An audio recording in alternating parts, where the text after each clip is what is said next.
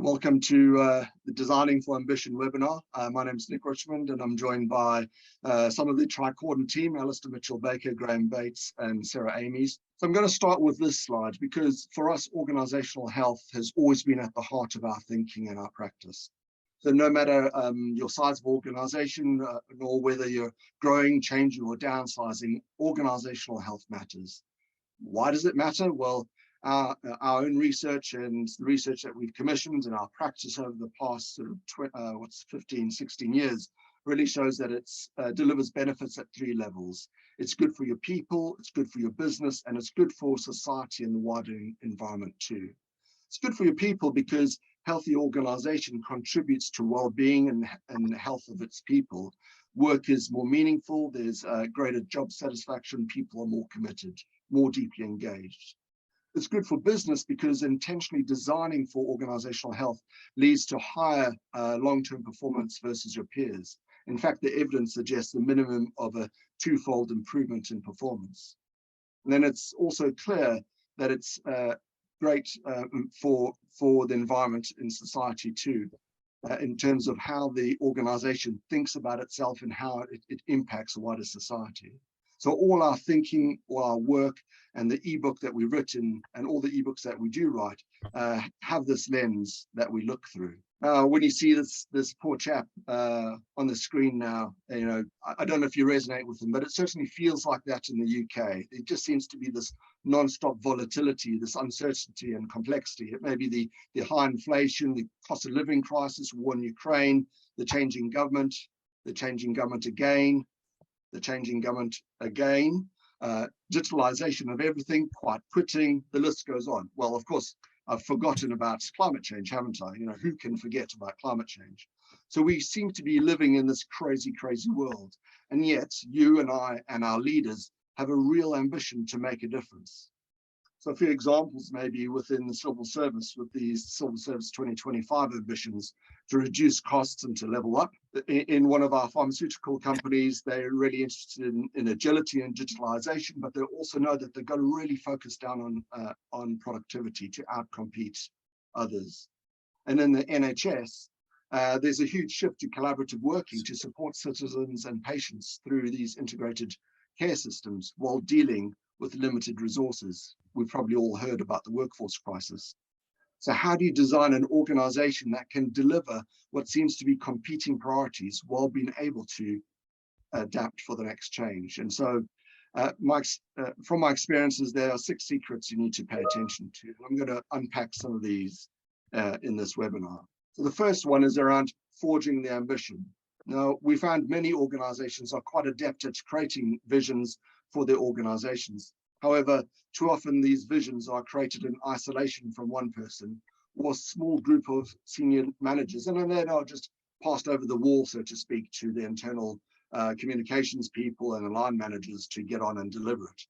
So for us, telling and selling is much less effective than engaging and building commitment amongst those who are affected by co-creating the change together. So if you really want to forge an ambition, leaders need to realize 2 things. People own what they help to create. And secondly, that the brutal facts of reality need to be faced down. So these brutal facts may be the environment that we find ourselves in, but it may be also internal tensions within the organization. So we've been working with a pharmaceutical company a little while ago, and they asked us to help them forge an ambitious vision and organization design for the future factory. They realized that their operators and their key stakeholders were disengaged. And you can see one photograph of one of the tables that were there. So in this case, we used Lego Serious Play to engage a cross-section of these stakeholders from across the site to create their future factory. So in this process, the leaders realized they couldn't see the whole of their own, the whole on their own rather, but by engaging these stakeholders, the brutal facts of reality could be better understood and faced down. That included really getting to grips with the motivations of the operators, and that the engineers building proposals would not actually enable the factory to deliver the desired transformational changes. Next one is around customer first. So to deliver your ambition, you must really understand what's meaningful to your customers. So meaning is a key factor within organizational health thinking and practice. In one government agency that we supported, part of the digital transformation program was part of the digital transformation program. Valuable time was spent on understanding who their main customers were, what the customers expected of the organization, and how these customers interacted with the organization. And another pharmaceutical company, they're really investing in developing that customer first attitude in their leaders and in their teams.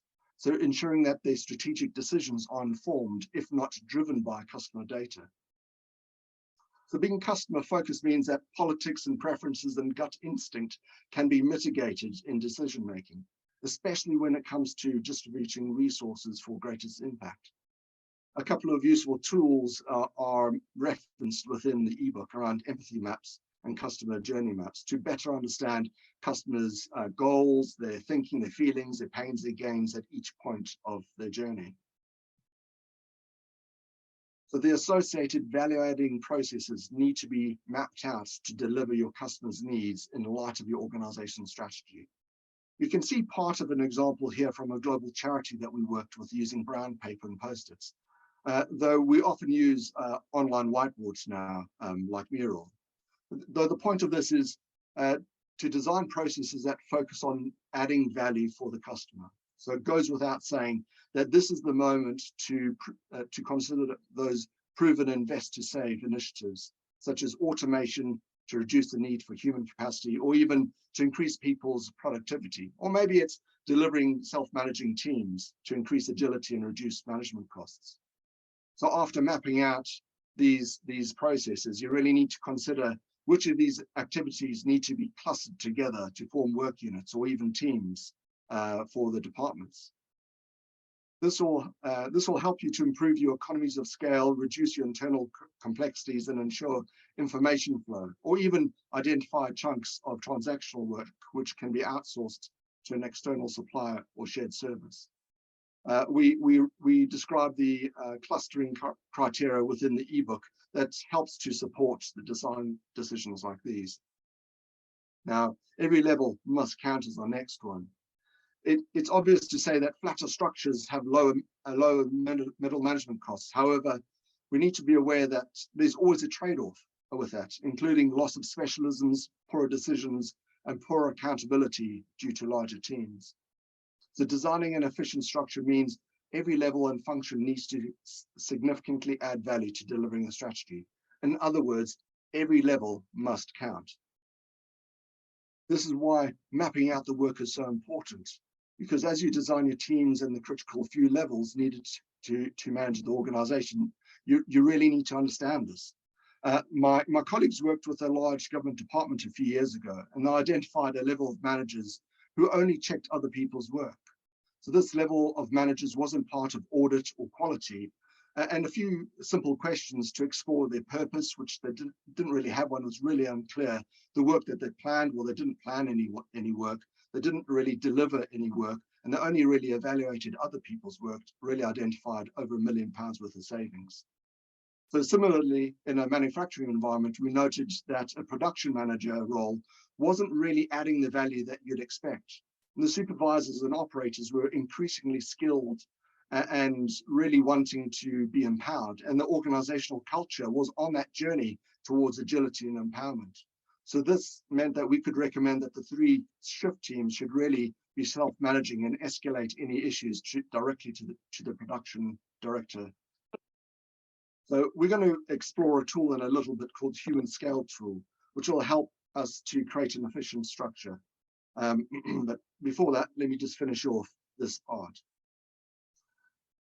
So coordination and alignment. So we find coordination and alignment are either often forgotten about, leading to silos and misalignment, or leaders design too many coordination and alignment mechanisms leading to a highly complex and rigid organization.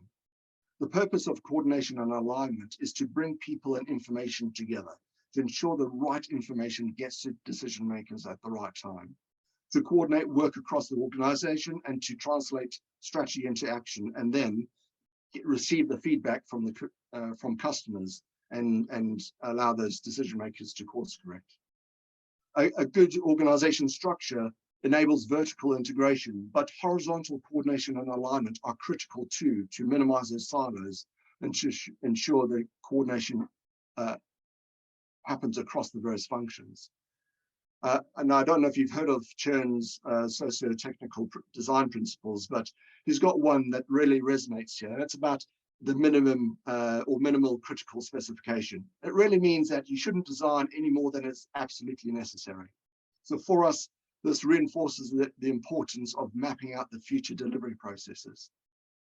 And by doing that, you're going to be able to walk through maybe a set of scenarios, just test what the minimum set of coordination and alignment mechanisms really need to be. And we reference a tool in the ebook that we call Galbraith's ladder, which describes this continuum of mechanisms that can be used to stimulate these design discussions. And the last of the 6 secrets is building in resilience. So as Charles Darwin said, it's not the strongest of the species that survives, nor the most intelligent, but rather the most adaptable, the one that's most adaptable to change. So our research into organizational health highlights that all organizations need to be able to adapt in response to changes. And one of our core design practices is resilience, which states design in capabilities which allow your organization to be both efficient in its delivery of today's business and adaptable, actively sensing and rapidly responding to changing customers' needs. For an organization to be resilient in delivering its ambition, you really need to continually assess how quickly change is happening in your external environment. So as a leader, you need to be thinking about, where does that happen in my organization? Do I need to design in the capability or maybe a group process to intentionally monitor the external environment to sense how quickly how quickly change is happening and what the implications of these changes are on our organization? So for some organizations, this may be more of an informal conversation with a cross-section of your people, while in others you may have a much more formalized structure or a group process that you may, and it may even be built into your governance meetings. My preference is always to involve a wider group of people from across the organization, those with different perspectives, because if the change does need to happen, then you've already got that core that you can build momentum from. So building on my resilience point, your organization must have the capability to both efficiently deliver your leader's ambitious agenda and being able to adapt in a rapidly changing environment. This is not an either or, but rather a both and. So for example, within His Majesty's government agenda, there are seemingly competing priorities for delivering significant savings and leveling up across the country. These tensions need to be built into the design of all government department organizations to ensure that this agenda can be delivered. Of course, the ebook will describe a bit more, particularly using polarity thinking, which in itself can release huge energy from within your people for change. So to summarize, how do you design an organization that can deliver what seems to have competing priorities? There are 6 secrets about forging the ambition, which is about engaging your people and co-creating that ambitious vision as people own what they help to create, about being customer first, delivering your ambition while reducing costs. You really need to understand what's meaningful to your customers. And it's one of the reasons why I put in that poll question, to see where people were engaging their customers. Delivery processes, the next one, around mapping your value-adding processes to ensure your customers' needs are being fulfilled. Every level counts to make sure that every level significantly adds value to delivering the strategy. Coordination and alignment, making sure you've got those critical few mechanisms to enable agility and information flow. And then, of course, building in resilience, being able to get the best of both, efficiently delivering your leader's ambitious agenda and being able to adapt in rapidly changing environment. So that's it. That's an overview of the 6 secrets ebook.